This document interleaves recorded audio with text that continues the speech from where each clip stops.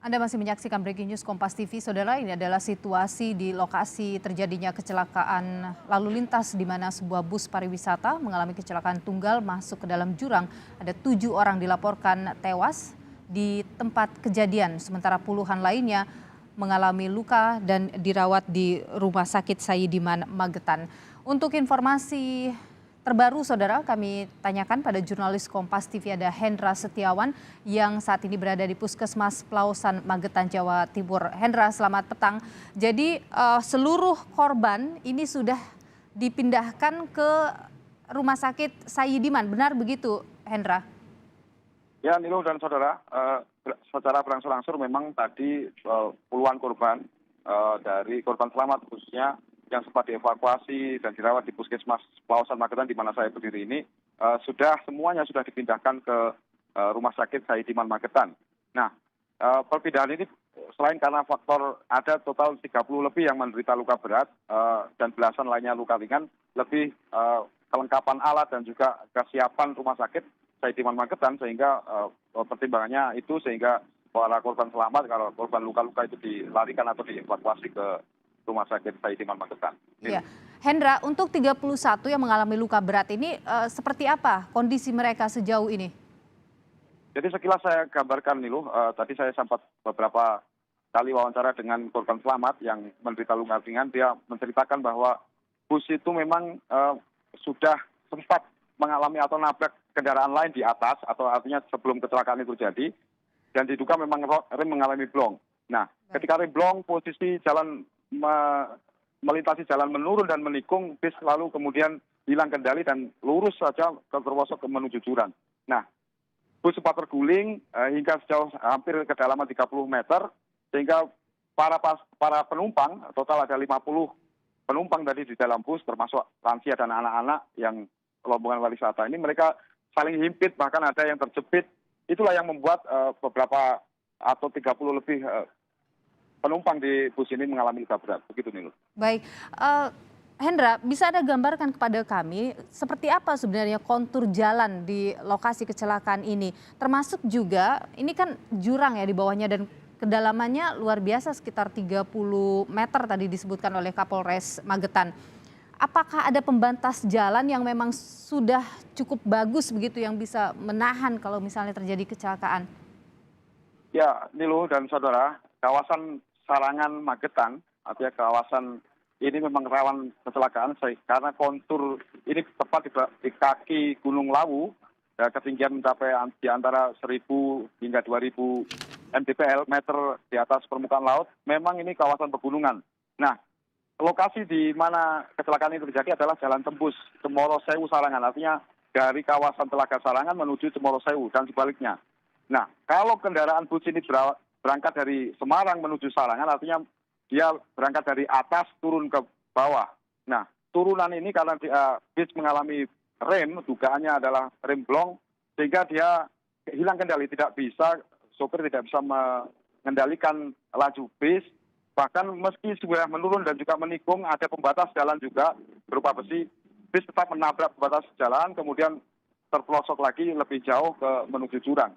Nah, sehingga berakibat fatal. Nah, yang paling fatal tadi bahkan saking kerasnya benturan dan juga saking kencangnya arus bis turun ke jurang itu, kondisi supir juga terjepit dan evakuasi jenazah supir tadi juga memakan waktu cukup lama, hingga lebih dari 2 jam untuk terakhir kali. Begitu, Nilo. Artinya memang di jalur itu sudah ada pembatas jalannya, tapi karena kecepatan bis yang terlalu cepat begitu, itu yang membuat akhirnya sampai melewati pembatas bis, begitu ya? Pembatas Ya, jalan maksud begitu, saya. Nilo. Ya, begitu. Karena memang bukan karena laju bis itu cepat karena ngebut atau apa, bukan, karena memang kontur jalan yang memang menurun tajam dan juga menikung belok ke kiri begitu, sehingga meskipun sudah ada pembatas, namun tidak bisa menghalau laju kendaraan bus yang memang terjun sangat deras dari atas, begitu, Nilu. Untuk Dan kondisi, jalur itu, Hendra, apakah memang selalu ramai dilewati? ya utamanya akhir pekan, Sabtu dan Minggu memang jalan tembus Cemoro Sewu Sarangan ini karena selain memang menjadi puncak wisata, artinya kemacetan juga sering terjadi dan juga jalur ini juga jalur tembus, jalur lintas menuju Magetan menuju ke Jawa Tengah, yang jalannya sebenarnya sangat lebar dan juga jalan halus dan khas wisata, memang andalan untuk pariwisata. Namun kerawanan kecelakaan memang masih terjadi, apalagi kondisi cuaca begini, hujan dan juga sering kabut tebal tiba-tiba dan juga menghilang, dan inilah yang kemudian salah satunya juga rawan sekali kecelakaan di jalur Cemoro Sewu tembus Sarangan ini. Oke, sering terjadi kecelakaan di sana? Sering, memang sering. Baik, tadi Anda menyebut bahwa cuaca hujan saat ini, kemudian ada kabut misalnya. Pada saat kecelakaan itu terjadi, memang ada hujan dan ada kabut, Hendras?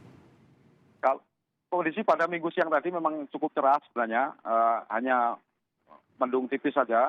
Dan saya sempat mewawancarai beberapa saksi mata, khususnya para penumpang selamat.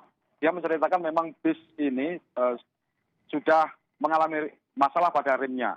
Terbukti sebelum kecelakaan terjadi, artinya di posisi jalan sebelum lokasi kejadian ini, bis sempat menumbur kendaraan lain di depannya karena rem tidak berfungsi. Nah, baru tidak lama berselang seperti itu, kemudian melintasi jalan menurun, lalu hilang kendali dan terperosok ke menuju jurang. Nah, para dua di antara korban selamat saya wawancarai mengatakan hal yang sama, artinya memang ada dugaan kuat memang tidak berfungsinya rem. Baik, ada masalah di fungsi rem. Saat ini untuk di Rumah Sakit Saidiman Magetan, apakah ada posko misalnya ketika ada pihak keluarga yang ingin mengetahui keberadaan keluarga mereka? Saya belum mengetahui pasti apakah sudah dibuka posko atau belum, tapi kepolisian dan juga petugas yang berwenang tadi memang sengaja memfokuskan perawatan seluruh korban, luka berat maupun ringan, semua dievakuasi ke Rumah Sakit Saidiman Magetan. Salah satunya adalah memang untuk mempermudah komunikasi, artinya mempermudah pendataan juga, selain karena memang Rumah Sakit Saidiman Magetan lebih lengkap dari segi peralatan dan juga peralatan medisnya. Salah satu yang faktor kenapa dipindahkan semuanya ke rumah sakit adalah biar mempermudah pendataan. Sehingga mungkin kalau kemungkinan dibuka posko, mungkin akan lebih memudahkan para petugas dan juga para keluarga korban yang mungkin ingin mencari tahu informasi lebih lanjut terkait kecelakaan ini. Baik, 31 orang yang mengalami luka berat ini rata-rata di bagian mana? Kaki atau di bagian tubuh bagian atas? Sebagian besar tadi mengeluh pada bagian kaki. Karena ada yang patah kaki, ada yang karena memang diguncang dan terhimpit di dalam body bus itu. Cuma beberapa anak kecil tadi yang sempat saya lihat dirawat di puskesmas dan juga di RSUD ada menderita luka-luka lecet di kepala. Namun sebagian besar mereka mengeluhkan pada bagian kaki dan juga ada fatal pada bagian kaki. Rata-rata begitu nih. Rata-rata di bagian tubuh bawah, yakni di bagian kaki, tapi tidak sedikit juga di bagian atas. Tapi untuk Rumah Sakit Saidiman ini memang lengkap ya, artinya tidak perlu rujukan lebih atau belum ada informasi soal harus dirujuk ke rumah sakit yang lain lagi karena mengalami luka yang tidak bisa ditangani di rumah sakit ini. Hingga siang ini, artinya hingga sekarang saya belum mendapatkan informasi akan ada rujukan. Kalau ada kemungkinan kemungkinan akan dirujuk ke Madiun yang rumah sakit di skala lebih besar di Rumah Sakit Sudono Madiun. Cuman hingga detik ini saya belum menerima informasi ada lagi rencana dirujuk para pasien atau korban selamat. Hendras, apakah ada informasi yang mungkin harus dioperasi karena kecelakaan ini? Bagaimana, Niluh? Mohon maaf. Apakah ada informasi soal mungkin ada yang harus dioperasi akibat kecelakaan ini?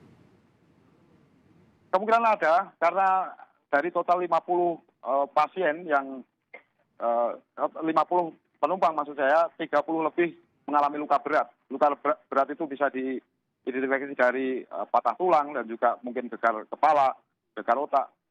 Hanya saja skala pastinya dan ukuran pastinya saya belum mendapatkan informasi itu lebih lanjut begitu. Saya masih standby di puskesmas. Untuk yang luka ringan sejauh pantauan Anda yang kemudian Anda ajak berkomunikasi, luka ringan rata-rata seperti apa mereka? Ada 2 atau 3 anak tadi yang sempat saya pantau di puskesmas ini, kemudian dipindahkan ke RSUD. Dia mengalami lecet di kepala dan juga di tangan. Dan beberapa orang tua, artinya beberapa pria dewasa tadi yang sempat menceritakan ke saya di mana dia tempat duduknya tepat di tengah atau tepat di atas roda bus itu, menyatakan dia menderita luka ringan saja pada kaki, artinya pada tulang belulangnya terasa linu dan sulit digerakkan. Hanya saja dia diidentikan atau dimasukkan pada setara luka ringan. Nah, dia menceritakan memang kondisi kepanikan dan juga teriakan para penumpang para penumpang di dalam bus saat kejadian itu, mereka saling berhimpitan, saling bertabrakan, bahkan beberapa untuk menyelamatkan diri. Sempat yang saya wawancara tadi, dia berpegangan kuat pada jok busnya sehingga dia tidak terguncang lebih parah, sehingga dia hanya menderita memar saja pada bagian kaki. Baik. Begitu, Nela. Baik, jadi sampai dengan saat ini, Hendras, semuanya ada di Rumah Sakit Sayyidiman Magetan, dan ada 30 orang lebih, sekitar 31 orang yang mengalami luka berat dan harus menjalani perawatan intensif di rumah sakit ini. Terima kasih jurnalis Kompas TV Hendras Setiawan atas informasi Anda. Saudara, Breaking News Kompas TV masih akan kami teruskan sesaat lagi, tetaplah bersama kami.